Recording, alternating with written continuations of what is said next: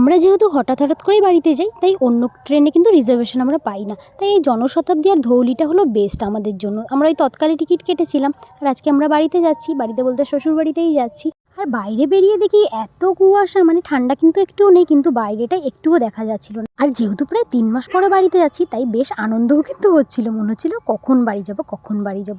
যাই হোক, ট্রেনের মধ্যে এইভাবে সময়টা কেটে যাচ্ছিল। নামার সময় দেখলাম একটা লোককে, পুরো আমার বাবার মতো সেম টু সেম দেখতে, দাঁড়ানো, মানে পুরো সেম টু সেম। তো আমি আগেই ভাবছিলাম যে আগে যদি দেখা হতো তাহলে একটু কথা বলে আসতাম কাকুর সঙ্গে। আর দেখেছি এমন সময় আর কথা বলার সময়ই ছিল না। তারপর আমরা খড়গপুরে নেমে একটুখানি ধোসা খেয়ে নিলাম।